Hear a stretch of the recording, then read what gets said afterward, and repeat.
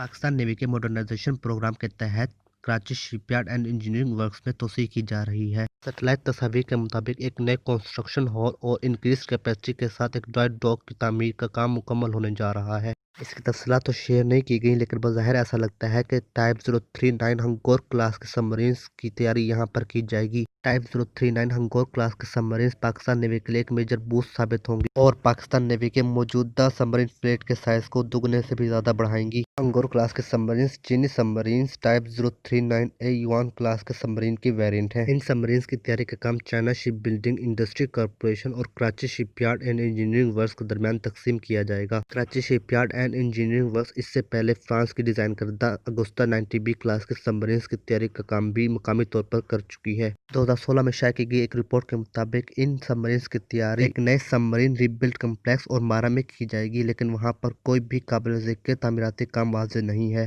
नया construction hall और dry dock के SEW की कराची शिपयार्ड साइट के जनूबी किनारे पर तामीर किए गए हैं। दोनों हॉल्स की बुनियादें 2015 में वादे होना शुरू हो गई थी, जिन्होंने अब शक्ल इख्तियार करना शुरू कर दी है। बैरूनी शेल बड़ी हद तक मुकम्मल मालूम होता है, जबकि छत के नीचे इतनी गुंजाइश मौजूद है कि दो सबमरीन्स की तैयारी बैक वक्त की जा सके। बज़ाहिर ड्राई डॉक पर काम 2016 में शुरू किया गया था। ये नॉर्वे की जानिब से डिजाइन किया गया पानी के ऊपर तामीर करदा सिंक्रोलिफ्ट शिप लिफ्ट टाइप का ड्राई डॉक है। ड्राई डॉक के सेक्शन की तैयारी बज़ाहिर चाइना में की गई। यह ड्राई डॉक 126 मीटर लंबा और 32 मीटर चौड़ा है, जबकि इसकी लिफ्टिंग कैपेसिटी 7,881 टन है, जिसकी मदद से मुस्तकबिल में फ्रिगेट साइज्ड वॉरशिप्स और बड़ी सबमरीन्स को अपलिफ्ट किया जा सकेगा।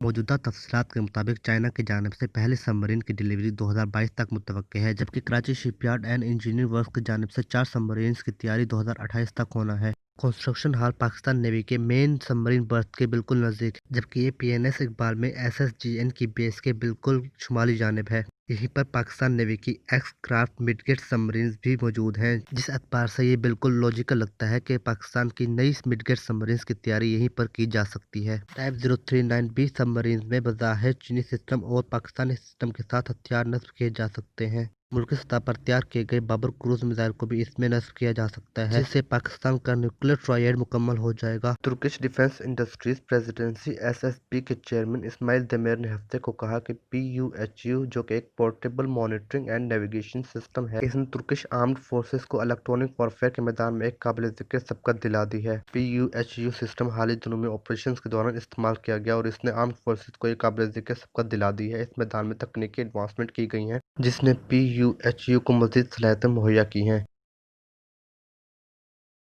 ये सब इस्माइल देमेर ने ट्विटर के अपने ऑफिशियल पेज पर कहा। उन्होंने मजीद कहा कि इसका ट्रक माउंटेड वर्जन भी तैयार किया जाएगा, जिसे दूर बैठकर कंट्रोल और ऑपरेट किया जा सकेगा। याद रहे कि तुर्किश डिफेंस इंडस्ट्रीज ने 2000 के इब्तदाई सालों से अब तक बहुत तरक्की की है और अपनी गैर मुल्की इन्हिसारी को 70% से 30% पर लेकर आए हैं। की नेवी ने ऐलान किया है कि USNS बर्लिंगटन से एक प्रूफ ऑफ कॉन्सेप्ट टेस्ट किया जाएगा। EPF, जो कि spearhead expeditionary fast transport class की वेसल की एब्रिविएशन के तौर पर इस्तेमाल किया जाता है, एक तैरती हुई forward staging base styling platform के तौर पर इस्तेमाल होती है, जिससे मुख्तलिफ लिटरल कम्बैट शिप के शेड्यूल मेंटेनेंस के लिए मेंटेनेंस एक्सपीडिशनरी टीम की एक्टिव ड्यूटी सेलर्स और उनके औजारों के साथ साथ रिपेयर मटेरियल को भी ट्रांसपोर्ट किया जाएगा। Spearhead expeditionary fast transport vessel USNS Burlington, जिसे TEPF-10 के नाम से भी जाना जाता है, ने हफ्ते 26 सितंबर को अपनी home base joint expeditionary base little creek fort story VA से अमरीकी जनूबी कमांड के लिए अपने सफर का आगाज किया। Forward staging base style platform के तौर पर आगे बढ़ते हुए बर्लिंगटन एक मेंटेनेंस एक्सपीडिशनरी टीम के एक्टिव ड्यूटी सेलर्स, उनके इक्विपमेंट्स और रिपेयर मटेरियल को मुख्तलिफ लिटरल कम्बैट शिप तक उनकी शेड्यूल मेंटेनेंस के लिए पहुंचाएगी। डिस्ट्रॉयर स्क्वाड्रन 40 और टास्क फोर्स 45 इस मिशन को पूरा करने के लिए इसके कमांड एलिमेंट के तौर पर चार्ज संभालेगा। बर्लिंगटन को एक प्रूफ ऑफ कॉन्सेप्ट टेस्ट के लिए चुना गया है, जिसमें EPFs को प्लान मेंटेनेंस अवेलेबिलिटीज को सपोर्ट करने के लिए जांचा जाएगा। बर्लिंगटन के कैप्टन टॉड कुटकेविग्स का कहना था कि EPF एक लिटरल कम्बैट शिप को बहुत बेहतर अंदाज से कम्प्लीमेंट करती है। उनका कहना था कि EPFs की तरह लिटरल कम्बैट शिप्स को भी तेज रफ्तारी से इंटर थिएटर ऑपरेशंस के लिए बनाया गया है। کہ لٹرل کمبیٹ شپس میں زیادہ کمبیٹ کیپیبلٹیز رکھی گئی ہیں۔ ان دونوں میں فرق یہ ہے کہ LCS ایک باقاعدہ کمیشن شپ ہے، جبکہ ایک EPF ایک نیول آگزیلری ویسل ہے جو کہ سیویلین مرچنٹ مرسنریز کی جانب سے آپریٹ کیا جاتا ہے۔ دونوں میں فرق کے باوجود یہ دونوں جہاز ایک دوسرے کے لیے بہت بہتر ثابت ہو سکتے ہیں، اور یہ کنسیپٹ یہ ثابت کرنے کے لیے ہے کہ EPF ویسل LCS کو مستقبل میں کس حد تک سپورٹ کر سکے گی۔ برلنگٹن ایک 338 فٹ لمبی ایلومینیم کی کیٹاماران ہے جو کہ فاسٹ، فلیکسیبل اور مینوریبل ہونے کے لیے بنائی گئی ہے، جو کہ تنگ بندرگاہوں میں بھی کام کر سکتی ہے تاکہ سپاہیوں اور سامان کو ایک آپریشن تھیٹر میں ٹرانسپورٹ کیا جا سکے۔ اس میں 300 سپاہیوں اور 600 ٹن وزنی سامان کو تیز رفتاری سے ایک تھیٹر سے دوسرے تھیٹر میں منتقل کرنے کی صلاحیت موجود ہے۔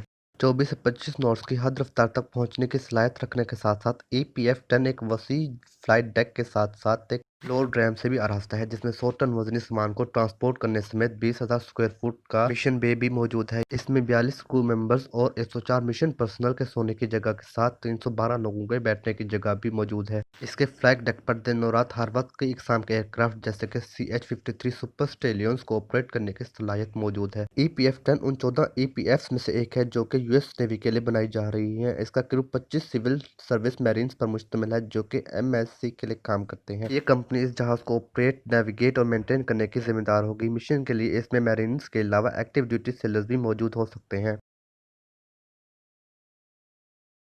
رشین کمپنی روستم نے ترکی اور بنگلہ دیش میں زیر تعمیر Akkuyu-1 اور Rooper-1 نیوکلیئر پاور پلانٹس کے لیے اسٹیم جنریٹرز کی ڈیلیوری مکمل کر لی ہے۔ یہ جنریٹرز روستم کی وولگوڈونسک برانچ کی انجینئرنگ سبسیڈری AEM ٹیکنالوجی کی جانب سے بنائے گئے ہیں۔ ترکی میں زیر تعمیر نیوکلیئر پاور پلانٹس Akkuyu-1 کے لیے 4 اسٹیم جنریٹرز ووسٹونکی کارگو ٹرمینل پر اتارے گئے ہیں، جو کہ جنوبی ترکی کی بندرگاہ مرسن کے نزدیک ہے۔ ان میں سے ہر ایک کا وزن 355 ٹن ہے۔ یہ جنریٹرز 22 اگست کو وولگوڈونسک سے چلے تھے اور سمندر میں 3000 کلومیٹر کا سفر طے کر کے یہاں پہنچے ہیں۔ ایک بڑی کرین لیبہر LR-1800 کو Akkuyu-1 کنسٹرکشن سائٹ پر اسمبل کیا گیا تھا تاکہ ان جنریٹرز کو اتارا جا سکے۔ Akkuyu-1 نیوکلیئر پاور پلانٹ ہر سال 35 ٹیٹراواٹ آورز آف پاور جنریٹ کرنے کی صلاحیت رکھے گا، جس سے استنبول جیسے بڑے شہر کی 90% ضروریات پوری ہو سکیں گی اور پورے ترکی کی 10% ضرورت پوری ہو سکے گی، اور 2023 تک یہ مکمل ہو جائے گا۔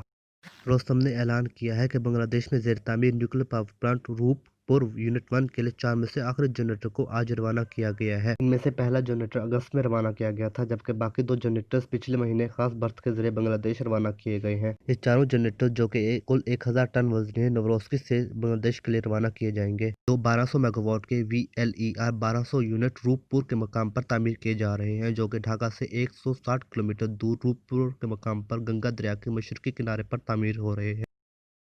جنرل اٹامکس نے اعلان کیا ہے کہ اس نے فضا سے اڑان بھرنے والے اور فضا میں ہی ریٹریو ہونے والے ڈرون کے پروٹوٹائپ، جسے اسپیرو ہوک کا نام دیا گیا ہے، کا ٹیسٹ کیا ہے۔ ابتدائی طور پر شائع کی جانے والی رپورٹس کے مطابق اس کو بڑے UAVs جیسے پریڈیٹر B یا گرے ایگل سے آپریٹ کیا جا سکے گا، جو کہ ان کی صلاحیتوں میں مزید اضافہ کرے گا۔ اسپیرو ہوک کو ہوا سے لانچ اور ریکور ہونے والے ڈیمونسٹریٹر کے طور پر بنایا گیا ہے، جو کہ جنرل اٹامکس کے ASI پلیٹ فارم کو اپنے اوپر فٹ کر سکے گا، جبکہ اس میں ایڈوانس بیٹل مینجمنٹ سسٹم کے Attritable-1 ٹیکنالوجیز پر زیادہ زور دیا گیا ہے۔ کیپٹیو فلائٹ ٹیسٹ، جس کا مطلب یہ ہے کہ اسے لانچ نہیں کیا گیا بلکہ صرف اس کی صلاحیتوں اور ایروڈائنامکس کو اس کے پیرنٹ ڈرون کے ساتھ چیک کرنا تھا، 16 سے 17 ستمبر کو MQ-9 UAV سے کیا گیا۔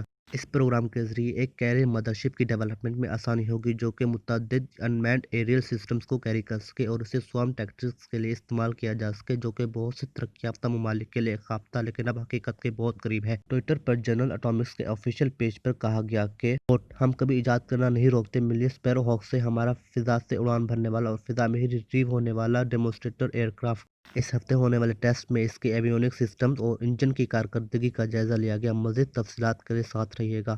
اس سٹیٹمنٹ کو 15 ستمبر 2020 کو جاری کیا گیا۔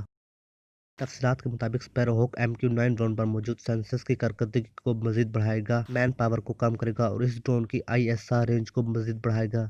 GAASI کے پریزیڈنٹ ڈیوڈ آر الیگزینڈر نے کہا کہ Attritable-1 ٹیکنالوجی، جو کہ سروائیویبل اور پریسائز ہے، اسپیرو ہوک کو صحیح معنوں میں ایک گیم چینجر بناتی ہے۔ فلائٹ کی تفصیلات کے ساتھ کمپنی کا مزید کہنا تھا کہ اسپیرو ہوک کو MQ-9 ڈرون پر کیری کیا گیا، اسے خاص طور پر GAASI کے matrix defined control soft where سے کنٹرول کیا گیا، جو کہ ایک لیپ ٹاپ سے بھی استعمال ہو سکتا ہے۔